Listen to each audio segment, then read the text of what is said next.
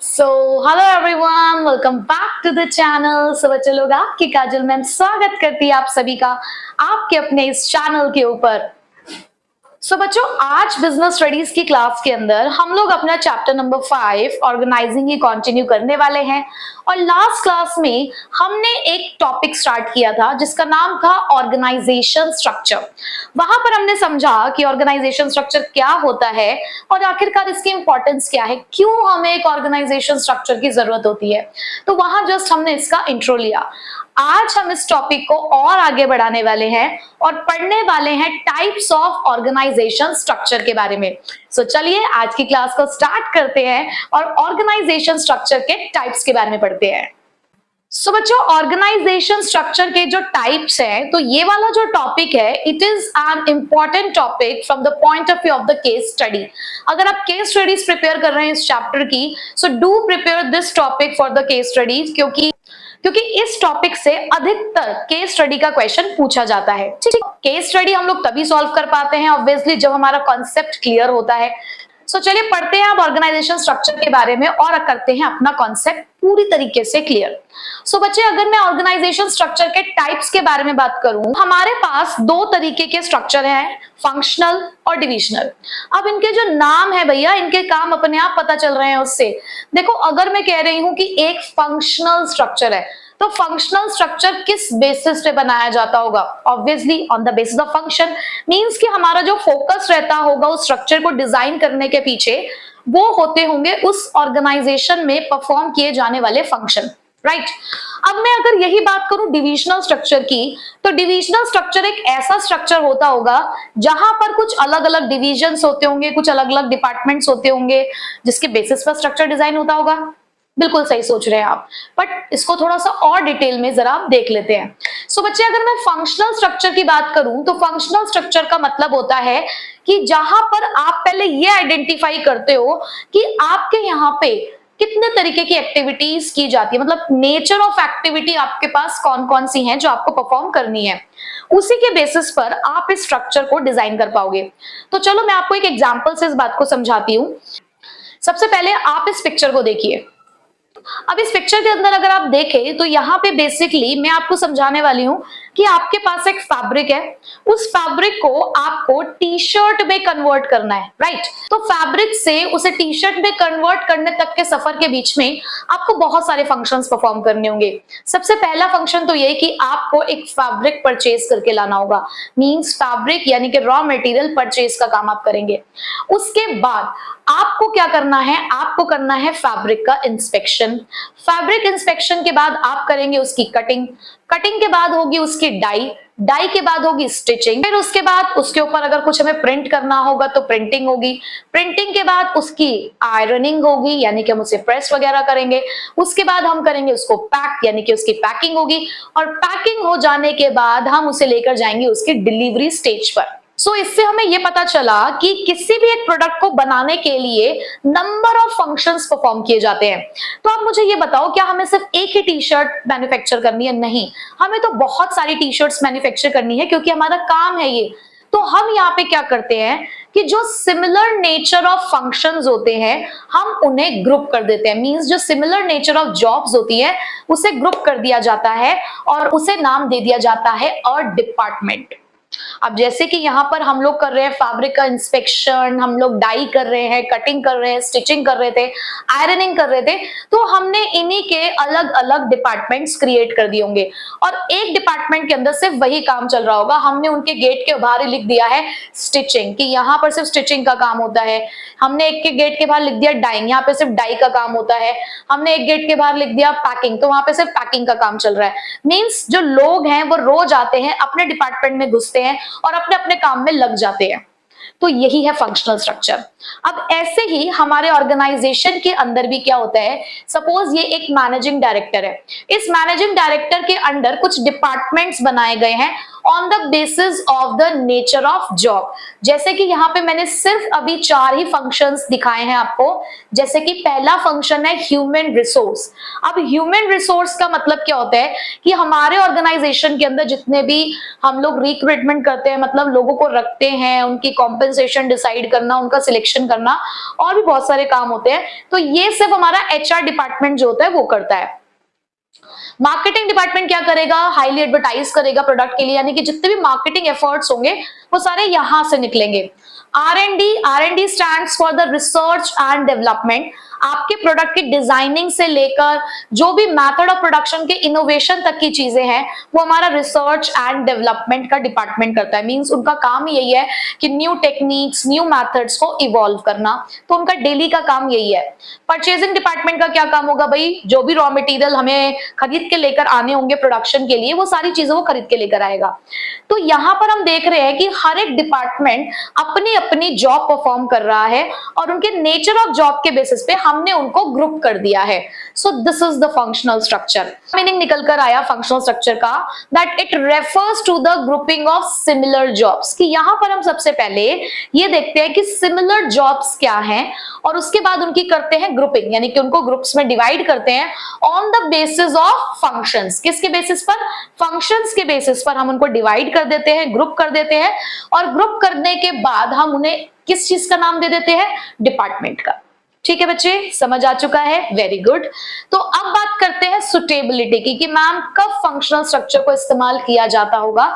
सो बच्चे, अगर आपको फंक्शनल स्ट्रक्चर को डिजाइन करना है तो ये हमारा यूज होता है when the size of organization becomes large.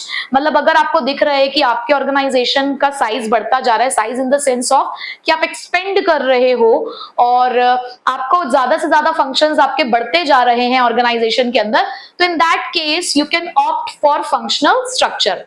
Second one is when you have diversified activities और operation, means आप अलग अलग तरीके की एक्टिविटीज परफॉर्म करते हो।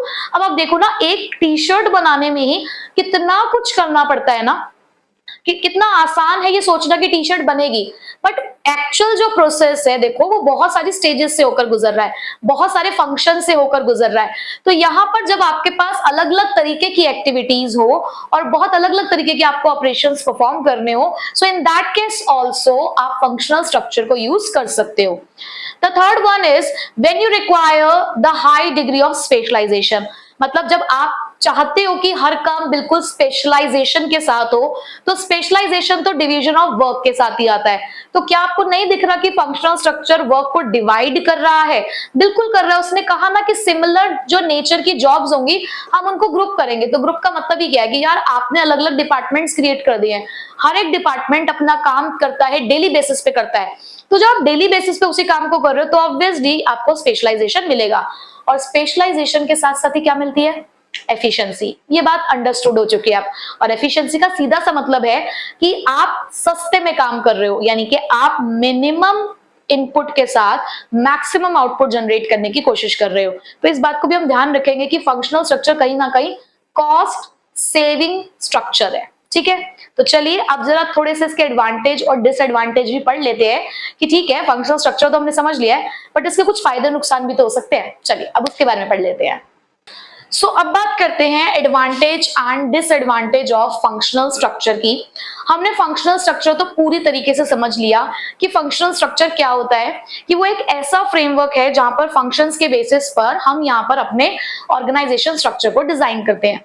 तो इस फंक्शनल स्ट्रक्चर के क्या एडवांटेजेस हो सकते हैं? तो सबसे पहला एडवांटेज है ऑक्यूपेशनल स्पेशलाइजेशन, और you can say functional specialization. क्यों? क्योंकि देखो यहां पर जब आप सेपरेट डिपार्टमेंट्स क्रिएट कर देते हो अकॉर्डिंग टू द फंक्शंस, तो आपको रिपीटेडली उसी फंक्शंस को on a daily basis perform करना है। और ये बात हम कितनी बार पढ़ रहे हैं, 12th के बचपन से पढ़ रहे हैं हम यार, कि जब किसी काम को रिपीटेडली किया जाता है तो रिपीटेडली करने की वजह से हमारा होता है उसमें एक्सपीरियंस, और एक्सपीरियंस हमें देता है स्पेशलाइजेशन। तो यहाँ पर आप जिस भी फंक्शन को परफॉर्म कर रहे होगे आपकी स्पेशलाइजेशन उस फंक्शन में हो जाएगी। मींस कि अगर आपसे किसी भी तरीके की कोई क्वेरी उस डिपार्टमेंट से रिलेटेड पूछी जाएगी या उस पर्टिकुलर फंक्शन से रिलेटेड पूछी जाएगी, you will have the answer. आपके पास उस चीज का आंसर होगा। क्यों? क्योंकि आप हो चुके हो उस काम में specialist, right. The second one is it promotes the control and coordination. भाई देखो यहाँ पर हमें पता है ना कि हर एक डिपार्टमेंट अपना अपना फंक्शन परफॉर्म कर रहा है, तो जब हमें दिखेगा कि कोई एक फंक्शन सही से काम नहीं कर रहा है, कि भाई सपोज करो कि जो पैकिंग वाला डिपार्टमेंट था, अभी हमने टी शर्ट का एग्जांपल लिया ना, तो सपोज करो जो पैकिंग वाला डिपार्टमेंट था उसने देखा कि टी शर्ट की जो आयरनिंग हो रही है वो सही नहीं हो रही है, तो वो अपने जो भी सुपरवाइजर है वो इस बात को उसको रिपोर्ट करेगा, तो आगे जाके वो तुरंत जो आयरनिंग डिपार्टमेंट का जो हेड होगा वो उसको जाके ये बात बोल देगा, तो तुरंत जाके आयरनिंग डिपार्टमेंट में जाके इस चीज का डिस्कशन होगा कि देखो इस तरीके से आपके पास से जो टी शर्ट्स आ रही हैं वो हमारे यहाँ पर पैकिंग के लायक नहीं है क्योंकि उनकी आयरन सही से नहीं की गई है, तो प्लीज आप इस चीज को इंश्योर करो। मींस यहाँ पर कंट्रोल बहुत आसानी से फिर किया जा सकता है। प्लस कोऑर्डिनेशन भी ये कहता है, क्योंकि देखो अगर आयरन ढंग से नहीं हो रही है तो पैकिंग नहीं हो पाएगी, पैकिंग ढंग से नहीं हो पाएगी, जब तक पैकिंग नहीं होगी तो वो डिलीवरी स्टेज तक कैसे पहुंचेगा, तो यहाँ पे हर एक फंक्शन को एक दूसरे के साथ कोऑर्डिनेट यानी कि तालमेल बनाकर चलना होगा, क्योंकि अगर तालमेल नहीं बनेगा डिफरेंट फंक्शंस के बीच में, तो जो हमें एक्चुअल में करना है काम कि भाई हमें एक टी शर्ट मैन्युफैक्चर करनी है या हम किसी भी तरीके का कोई प्रोडक्ट मैन्युफैक्चर कर रहे हैं, तो वो काम आपका नहीं हो पाएगा। ठीक है। The third one is it gives the managerial and operational efficiency. अब क्योंकि यहाँ पर आप स्पेशलाइजेशन के साथ काम कर रहे हो, हर एक फंक्शन को प्रॉपर अटेंशन दिया जा रहा है, कंट्रोल और कोऑर्डिनेशन भी हो रहा है, तो आप मैनेजरियल डिसीजन भी प्रॉपरली ले पाएंगे। ठीक है, यानी कि जो आपका मैनेजरियल वर्क है वो आप आसानी से परफॉर्म कर पाओगे। मोर ओवर जो आपके ऑपरेशनल टास्क है, क्योंकि आपको दिख रहा है ना कि आपकी नंबर ऑफ एक्टिविटीज क्या क्या है जो आपको परफॉर्म करनी है, तो जो ओवरऑल आपकी फंक्शनिंग है आपके ऑर्गेनाइजेशन की वो भी आसानी से रहेगी, वो भी फटाफट होती चली जाएगी विदाउट एनी इंटरप्शन। ठीक, और जस्ट बिकॉज ऑफ स्पेशलाइजेशन आपको एफिशिएंसी तो मिलेगी मिलेगी। उसके बाद मिनिमम डुप्लीकेशन ऑफ एफर्ट्स। भाई जब आपने अपने प्रोडक्ट के सभी फंक्शंस को बांट दिया है, सेपरेटली उनको डिवाइड कर दिया है, तो यहाँ पे क्या आपको कोई भी एक काम 2 बार होता हुआ दिखा? नहीं, आपने आइडेंटिफाई कर लिया कि यार ये 5 फंक्शन है या ये 6 फंक्शन है जो हमें परफॉर्म करने हैं, तो यहाँ पे जब आपने पहले से एक लिस्ट रेडी कर ली है तो आपको दिख रहा है ना कि कोई भी रिपीटेशन नहीं हो रही है, रिपीटेशन ऑफ फंक्शन नहीं हो रहा है यहाँ पे, तो इसका मतलब डुप्लीकेशन ऑफ एफर्ट्स भी नहीं है। और डुप्लीकेशन ऑफ एफर्ट्स नहीं है, इसकी वजह से क्या होता है, ये इकोनॉमिकल होता है यानी कि सस्ता होता है। ट्रेनिंग ऑफ एम्प्लॉयज, यहाँ पर आपको एम्प्लॉय को ट्रेन करना भी आसान है। अब सपोज करो कि आप किसी मार्केटिंग डिपार्टमेंट में अपने किसी एम्प्लॉय को ट्रांसफर करना चाहते हो, मतलब आपको रिक्रूटमेंट करना है एक मार्केटिंग डिपार्टमेंट के लिए, तो आपको उसे कहाँ के फंक्शन सिखाने होंगे, आपको उसको कहाँ की ट्रेनिंग देनी होगी? भाई सिर्फ मार्केटिंग डिपार्टमेंट की। आप उसे ये थोड़ी ना कि ऑर्गेनाइजेशन में जितना भी काम होता है उस प्रोडक्ट से रिलेटेड आप उसको सब कुछ सिखाओगे, नहीं, क्या जरूरत है सब कुछ सिखाने की? आपको सिर्फ उसे मार्केटिंग डिपार्टमेंट में डालना है, तो आप उसे मार्केटिंग डिपार्टमेंट में होने वाले जितने भी काम है आप उसे सिर्फ उसी चीज की ट्रेनिंग दोगे, तो यहाँ पे एम्प्लॉयज को ट्रेन करना भी आसान हो जाता है due to the specific skills. उसके बाद अटेंशन, अटेंशन का मतलब है यहाँ पे कि आप हर एक फंक्शन को प्रॉपर अटेंशन दे पाते हो। क्यों? क्योंकि आपने सभी फंक्शंस को प्रॉपर अलग अलग डिपार्टमेंट्स में डिवाइड कर दिया है, तो अगर आपको प्रॉब्लम लग रही है किसी एक पर्टिकुलर डिपार्टमेंट में तो आप इमीडिएट वहां पे एक्शन लेकर उसको रेक्टिफाई कर सकते हो।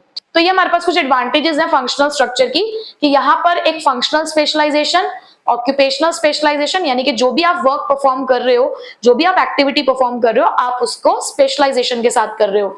यहाँ पे कंट्रोल और कोऑर्डिनेशन प्रॉपर्ली हो पा रहा है क्योंकि अलग अलग डिपार्टमेंट्स हैं। मैनेजरियल और ऑपरेशनल एफिशिएंसी तो इसी की वजह से आपको मिल रही है कि क्योंकि विदाउट एनी इंटरप्शन सारा काम स्मूथली चल रहा है, वन आफ्टर वन चल रहा है, तो हमें एफिशिएंसी मिलेगी। डुप्लीकेशन ऑफ एफर्ट्स नहीं है क्योंकि पहले ही चीजों को बांटा जा चुका है according to the functions. Train करना आसान है क्योंकि स्पेसिफिक स्किल्स है हमारे पास, और जो भी स्किल्स के लिए आपने उसका सिलेक्शन किया होगा आप उसको सिर्फ उसी के रिगार्डिंग ट्रेन करोगे। पर्टिकुलर अटेंशन, प्रॉपर अटेंशन देना बहुत आसान है क्योंकि हर एक फंक्शन का अपना अपना एक डिपार्टमेंट है, अगर कुछ भी गड़बड़ी होती है तो हमें आराम से पता चल जाता है। ठीक है, सो अब हमारे फंक्शनल स्ट्रक्चर के डिसएडवांटेजेस के बारे में बात करते हैं। अगर एडवांटेजेस से कंपेयर करें तो देखो डिसएडवांटेजेस तो थोड़ी कम ही है उससे। तो सबसे पहले डिसएडवांटेज है फंक्शनल एम्पायर्स। अब इसको समझाने से पहले मैं आपको एक एग्जांपल देती हूँ। भाई देखो, आपके पास क्लास 12th में पढ़ने के लिए 5 सब्जेक्ट है। ठीक है भाई, ये वो मेन 5 सब्जेक्ट है जो आपको क्लियर करने ही पड़ेंगे अगर आपको क्लास 12th में पास होना है तो। ठीक है, अब क्या हुआ कि आप क्या करते हो, ये 5 सब्जेक्ट को मान लो कि ये आपके 5 फंक्शंस हैं जो आपको पूरे साल परफॉर्म करने हैं, ठीक है। अब ऐसा होता है ना कि पांचों के पांचों, ऐसा तो हो नहीं सकता कि आपके फेवरेट सब्जेक्ट हो, बहुत रेयर ऐसे स्टूडेंट्स होते हैं जिनको पांचों ही सब्जेक्ट अच्छे लग रहे होंगे, और ये बहुत बढ़िया बात है अगर आपको अच्छे लग रहे हैं तो। बट होता है कि एक आध सब्जेक्ट हमारा ऐसा होता है जो हमारा फेवरेट होता है या जिसमें हमारा इंटरेस्ट बिल्डअप होता है, मतलब जिसको हम बहुत इंटरेस्ट के साथ पढ़ते हैं, ठीक है। तो आप क्या करते हो, आपने एक स्केड्यूल बना रखा है कि आप दिन में 4 घंटे सेल्फ स्टडी करते हो। इम्पॉसिबल, मान लो ना कि पढ़ते हो, आप दिन में 4 घंटे सेल्फ स्टडी करते हो, तो आपने कहा कि आप दिन में 4 घंटे ही पढ़ाई करोगे और 2 घंटे आप अकाउंटेंसी पढ़ोगे और 2 घंटे आप बिजनेस स्टडीज पढ़ोगे, ठीक है। तो आपने क्या किया, अकाउंटेंसी का एक चैप्टर उठाया, वो आपको समझ आने लगा, आपका इंटरेस्ट बिल्डअप होने लगा, तो आप करते गए उसके क्वेश्चंस को सॉल्व करते करते आपको पता ही नहीं चला कब 2.5 घंटे बीत गए। अब यहां आपने क्या किया, आपने 4 घंटे अपने 2 सब्जेक्ट में डिवाइड किए थे, 2-2 घंटे मिलाकर, लेकिन आपने एक ही सब्जेक्ट को 2.5 घंटे दे दिए। तो यहाँ आपने आधा घंटा यूटिलाइज किया किसका, दूसरे वाले सब्जेक्ट का, यानी कि ये उसके लिए तो लॉस है ना। मैं ये नहीं कह रही कि आपने कोई काम की चीज नहीं करी उस 2.5 घंटे में, आपने तो काम किया है, बट कहीं ना कहीं ये एक नुकसान हो गया है दूसरे सब्जेक्ट के लिए कि अब उसको सिर्फ 1.5 आवर मिलेगा, ठीक है, क्योंकि आपका जो शेड्यूल है वो सिर्फ 4 आवर्स का ही है।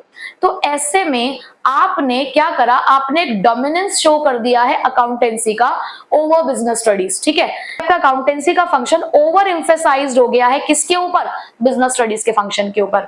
सो बिल्कुल ऐसा ही हमारे ऑर्गेनाइजेशन के अंदर भी होता है समटाइम्स कि कई बार हम किसी किसी फंक्शन को कुछ ज्यादा ही अटेंशन दे देते हैं, कोई एक फंक्शन बहुत ज्यादा ओवर एम्फेसाइज्ड हो जाता है, जिसकी वजह से जो अदर हमारे फंक्शंस परफॉर्म किए जा रहे होते हैं उनका लॉस हो जाता है। मतलब रिसोर्सेज के टर्म्स में भी अगर हम बात करें या टाइम के टर्म्स में भी हम बात करें, तो एक फंक्शन को हमने ओवर एम्फेसाइज कर दिया, तो इस वजह से जो बाकी के सारे फंक्शंस परफॉर्म किए जा रहे हैं ये उसके लिए लॉस का कारण बनता है। तो इसीलिए फंक्शनल एम्पायर्स का मतलब क्या होता है, एम्पायर का मतलब क्या होता है, जो आपको हर तरफ दिख रहा है, जो चारों तरफ है, कहते हैं ना ये मेरा एम्पायर है। मेरा एम्पायर का मतलब क्या है कि यहाँ पे मेरा राज है, मैं यहाँ का राजा हूं। तो कई बार एक फंक्शन भी जब ओवर एम्फेसाइज हो जाता है तो आपको यही लगेगा कि यही फंक्शन राजा है, बाकी सब तो इसकी प्रजा की तरह काम कर रहे हैं, ठीक है। तो ये एक डिसएडवांटेज निकल कर आता है। Next is problem in coordination. देखो भाई, मैं हमेशा आपसे यही बात कहती हूँ कि जहां 4 बर्तन होंगे भाई वहां खड़केंगे जरूर। अगर आप सोचो कि यार इतने सारे ह्यूमन बींग्स मिलकर एक साथ काम करें, उनके बीच में कभी कॉन्फ्लिक्ट्स ना हो, तो ऐसा नहीं हो सकता। हम यहाँ कह रहे हैं कि अगर ढंग से काम करेंगे तो कोऑर्डिनेशन मिलेगा, बट वही है कभी कभी तालमेल बिगड़ जाता है तो कोऑर्डिनेशन में प्रॉब्लम आ ही जाती है। और जब तालमेल में प्रॉब्लम आएगी तो कॉन्फ्लिक्ट ऑफ इंटरेस्ट जरूर होंगे। जरूरी नहीं है कि सारे लोग एक ही बात पे सहमत हो जाएं, तो कई बार उनके ओपिनियंस में डिफरेंसेस आ सकते हैं, तो इसलिए कॉन्फ्लिक्ट ऑफ इंटरेस्ट होता है। स्ट्रक्चर में एक और जो डिसएडवांटेज हमें देखने को मिलती है वो है इनफ्लेक्सिबिलिटी। इनफ्लेक्सिबिलिटी का मतलब क्या हुआ, फ्लेक्सिबिलिटी का मतलब क्या होता है, एडजस्ट हो जाना, मतलब जो एडजस्टेबल है, और इनफ्लेक्सिबिलिटी का मतलब क्या होता है, जो एडजस्टेबल नहीं है। तो यहाँ पर ना ये लोग एडजस्टमेंट्स करने के लिए रेडी नहीं होते। मींस कि कभी अगर लगता है हमें कि भाई हमें यहाँ पे कुछ एडिशन डिलीशन या कुछ मॉडिफिकेशन करना है, तो ये उस काम को हमें करने नहीं देंगे। क्यों, क्योंकि यहाँ पे फंक्शंस बिल्कुल एकदम, यहाँ पे फंक्शंस आप सोच सकते हो कि एकदम से पैक्ड होते हैं कि यहाँ पे एडजस्टमेंट का स्कोप नहीं है। ये सारे लोग सेम स्किल्स और सेम नॉलेज को लेकर बैठे होते हैं, तो ये बिल्कुल भी ये नहीं कहेंगे कि नहीं यार ये काम इसने सही से किया इसलिए हमसे भी सही से हो गया। मतलब जो सेम स्किल्स और सेम नॉलेज के लोग बैठे हुए काम कर रहे हैं ना वहां पे, वो दूसरे के पॉइंट ऑफ व्यू को अप्रिशिएट करना ही नहीं चाहते। भाई अगर आप एक दूसरे की मदद करोगे, एक दूसरे को अप्रिशिएट करोगे, तो एक फिर से वही आपके बीच में कोऑर्डिनेशन बिल्डअप होगा। बट ये उसको बिल्डअप नहीं करने देते। क्यों, क्योंकि सोचते हैं कि हम ही बॉस है, हम ही सब काम कर रहे हैं, हम ही सबसे अच्छा काम कर रहे हैं। तो कहीं ना कहीं ये एडजस्टमेंट्स नहीं करना चाहते एक दूसरे के साथ, तो ये एक इनफ्लेक्सिबिलिटी हमें यहाँ पर देखने को मिलती है, ठीक है। तो ये कुछ एडवांटेजेस थे और ये कुछ डिसएडवांटेजेस। तो फंक्शनल स्ट्रक्चर तो हमने कर लिया है कंप्लीट। अब हम चलते हैं डिविजनल स्ट्रक्चर की तरफ। सो अब हमारा जो नेक्स्ट स्ट्रक्चर है वो है डिविजनल स्ट्रक्चर। सो जैसे फंक्शनल स्ट्रक्चर बनाया जाता था on the basis of different kinds of functions, उसी तरीके से डिविजनल स्ट्रक्चर बनाया जाता है on the basis of different divisions. अब ये डिविजन्स किस बेसिस पर हम लोग यहाँ पर बनाते हैं, तो डिविजन्स बनाए जाते हैं on the basis of product. कि अगर आप एक ऐसी कंपनी हो जो मल्टी प्रोडक्ट कंपनी है, मींस आप अलग अलग तरीके के प्रोडक्ट्स या अलग अलग तरीके की प्रोडक्ट लाइंस में अगर आप डील करते हैं, तो आपके लिए जो सुटेबिलिटी आती है वो डिविजनल स्ट्रक्चर की आती है। तो देखिए जरा डिविजनल स्ट्रक्चर क्या कहता है, it comprises of the different business units और डिविजन्स। ये अलग अलग बिजनेस यूनिट्स भी हो सकती हैं और अलग अलग डिविजन से भी बना हो सकता है। हर एक यूनिट का अपना एक डिविजनल मैनेजर होता है जो उस पर्टिकुलर डिवीजन की परफॉर्मेंस के लिए क्या होगा, रिस्पॉन्सिबल होगा। इस फ्लो चार्ट से इस चीज को समझते हैं। जैसे कि यहाँ पर हमारे पास एक मैनेजिंग डायरेक्टर है, उसके अंडर ये 4 तरीके के अलग अलग प्रोडक्ट्स मैन्युफैक्चर किए जाते हैं। एक हमारे पास है कॉस्मेटिक्स, दूसरा है होम डेकोर, तीसरा है फुटवेयर और फोर्थ हमारे पास है इलेक्ट्रॉनिक्स। तो यहाँ पर ये चारों ही अलग अलग तरीके के प्रोडक्ट्स को शो करते हैं। अब हर एक प्रोडक्ट के लिए अपने डिफरेंट फंक्शंस यहाँ पर परफॉर्म किए जाएंगे। अगर हम देखें तो मैं अगर इन तीनों प्रोडक्ट्स को हटा दूं तो आपको जो फ्लो चार्ट दिखेगा वो फंक्शनल स्ट्रक्चर जैसा दिखेगा। मींस कि हर एक डिविजनल स्ट्रक्चर के अंदर एक फंक्शनल स्ट्रक्चर एग्जिस्ट करता है। हर एक प्रोडक्ट के लिए अलग अलग फंक्शंस परफॉर्म किए जाएंगे, अलग अलग प्रोडक्ट के लिए अलग अलग फंक्शंस परफॉर्म किए जाएंगे। सपोज अगर जैसे हमारे पास यहाँ पे 4 प्रोडक्ट है तो चारों प्रोडक्ट के लिए purchasing function, marketing function, research and development function और ह्यूमन रिसोर्स का फंक्शन परफॉर्म किया जाएगा। मींस जितने प्रोडक्ट उतने डिविजन्स और उन्हीं के हिसाब से उनके परफॉर्म किए जाने वाले फंक्शंस। ठीक, अगर हम अब कंपनी का एग्जांपल लें तो सैमसंग भी एक ऐसी कंपनी है जो डिविजनल स्ट्रक्चर को ही फॉलो करती है। क्यों? क्योंकि आपने देखा होगा कि सैमसंग जो है वो इलेक्ट्रॉनिक्स के एरिया में भी है, वो आईटी सेक्टर में भी है, वो डिवाइस सॉल्यूशंस भी प्रोवाइड कराती है। At the same time mobile communication के अंदर भी सैमसंग काम करती है। तो सैमसंग के पास भी अपनी 4 अलग अलग प्रोडक्ट लाइंस है जिसमें वो अपनी परफॉर्मेंस शो कर रही है। तो उन्होंने भी डिविजनल स्ट्रक्चर बनाकर अलग अलग डिविजन्स क्रिएट करे और हर एक डिविजन्स को अपने रिसोर्सेज असाइन कर दिए, चाहे वो फिजिकल रिसोर्सेज हो, चाहे वो फाइनेंशियल रिसोर्सेज हो, चाहे वो ह्यूमन रिसोर्सेज हो। हर एक डिवीजन के अपने अलग रिसोर्सेज होते हैं। ठीक है, तो ये हो गया हमारा डिविजनल स्ट्रक्चर। अब डिविजनल स्ट्रक्चर कब सुटेबल होता है हमें? सो डिविजनल स्ट्रक्चर हमें सुटेबल है, जैसे कि हमें पता चल ही चुका है, जब हमें वेराइटीज ऑफ प्रोडक्ट्स प्रोड्यूस करने हो। अगर हम सिंगल प्रोडक्ट में डील कर रहे हैं, बस उसी के अलग अलग फंक्शंस हमें परफॉर्म करने हैं, तो फंक्शनल स्ट्रक्चर हमारे लिए सुटेबल है। बट अगर आप वेराइटीज ऐड कर रहे हो, मतलब आप एक प्रोडक्ट बना रहे हो बिल्कुल अलग, अब जैसे कि आप एक प्रोडक्ट कॉस्मेटिक्स बना रहे हो तो दूसरा होम डेकोर की तरफ जा रहे हो, तो बिल्कुल ही अलग तरीके की वेराइटीज आप यहाँ ऐड कर रहे हो। बेसिकली अगर आप डाइवर्सिफिकेशन कर रहे हो तो आप डिविजनल स्ट्रक्चर की तरफ जा सकते हो। उसके अलावा जब भी हमारा ऑर्गेनाइजेशन ग्रो करेगा, मींस जब हमें ज्यादा एम्प्लॉयज रखने हैं, हम नए नए डिपार्टमेंट्स क्रिएट कर रहे हैं, हम new levels of management create कर रहे हैं, तो in that case also we will opt the divisional structure. ठीक है, अब यहां पर आप एक चीज नोटिस कर रहे होंगे, जब मैंने ये बात बोली कि जितने तरीके के प्रोडक्ट उतने डिविजन्स और उतनी बार ही वो फंक्शंस परफॉर्म किए जाएंगे। मींस यहां पर एक ही फंक्शन अगर आप 4 प्रोडक्ट में डील करते हो तो 4 बार परफॉर्म किया जाएगा। तो यहाँ एक ही काम कितनी बार हो रहा है? 4 बार। तो इसका मतलब यहाँ रिपीटेशन ऑफ फंक्शंस भी है, डुप्लीकेशंस भी है। तो यहीं से हमें पता चल रहा होगा कि डिविजनल स्ट्रक्चर एक कॉस्टली स्ट्रक्चर में काउंट होता होगा।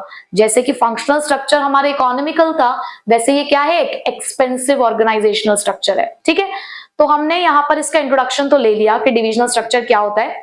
अब बढ़ते हैं इसके एडवांटेजेस और डिसएडवांटेजेस की तरफ। अब देखते हैं डिविजनल स्ट्रक्चर्स के कुछ एडवांटेजेस और कुछ डिसएडवांटेजेस। तो अगर मैं एडवांटेजेस की बात करूं तो वहां था ऑक्यूपेशनल और फंक्शनल स्पेशलाइजेशन।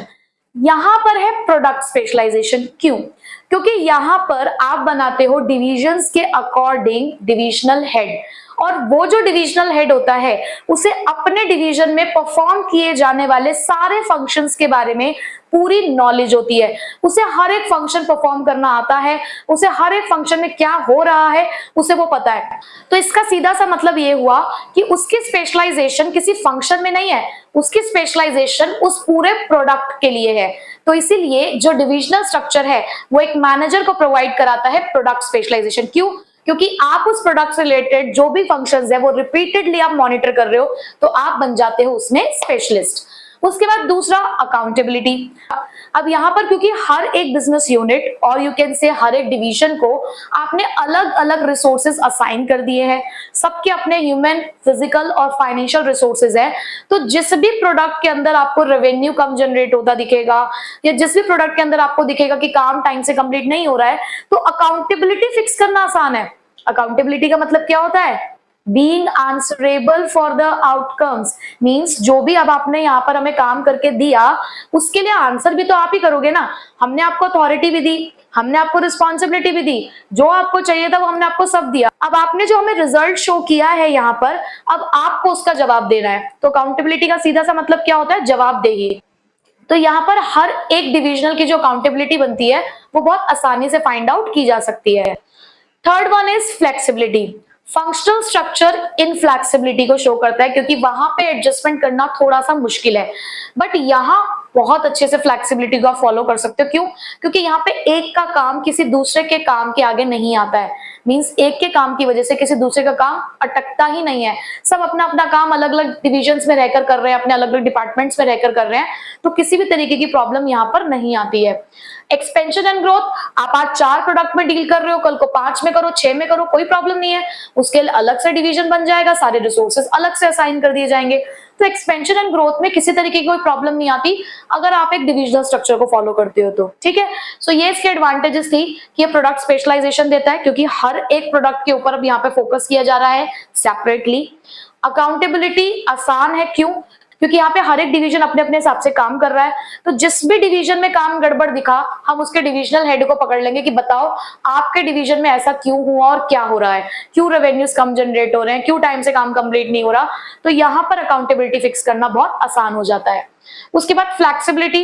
फ्लेक्सिबिलिटी इसलिए है क्योंकि यहाँ पर एडजस्टमेंट्स आप कैसे भी कर सकते हो, क्योंकि सब अपने अपने डिवीजन से बहुत आराम से काम कर रहे हैं, सबको सेपरेटली एक जगह दे रखे कि यार देखो आपको यहाँ पे आके काम करना है, तो कोई किसी के भी काम में ऐसे रोक टोक नहीं होती है। एक्सपेंशन एंड ग्रोथ, आपको अगर अपने प्रोडक्ट्स और ऐड करने हो तो और ऐड करने की वजह से जो पहले 4 प्रोडक्ट अगर सपोज आपके चल रहे हैं तो उसमें किसी भी तरीके की कोई प्रॉब्लम नहीं आने वाली है। ठीक है, बट इसके कुछ डिसएडवांटेजेस भी है। सबसे पहला है कॉन्फ्लिक्ट्स। कॉन्फ्लिक्ट्स कब अराइज होता है कि जब रिसोर्सेज एलोकेशन हो रहा हो, जब रिसोर्सेज बांटे जा रहे हो। अब जैसे कि सपोज करो कि एक दादाजी हैं, वो अपने बच्चों में प्रॉपर्टी का डिस्ट्रीब्यूशन कर रहे हैं। पहले तो उन्होंने ठीक है, उन्होंने इक्वली डिवाइड कर दिए, सबको एक ही घर था, एक घर था उसमें 3 फ्लोर थे, तो उसके अंदर उन्होंने अपने दोनों बेटों को एक एक फ्लोर दे दिया, एक फ्लोर उन्होंने अपने पास रखा। ठीक है, तो जब इस तरीके का डिवीजन उन्होंने किया तो कोई दिक्कत नहीं थी, बट कल को जब और उनकी जो वेल्थ थी जब उसका डिस्ट्रीब्यूशन होना शुरू हुआ तो उन्होंने ज्यादा वेल्थ अपने छोटे बेटे के नाम पे ट्रांसफर करी। तो ऐसे में क्या बड़े बेटे को प्रॉब्लम नहीं होगी? होगी ना।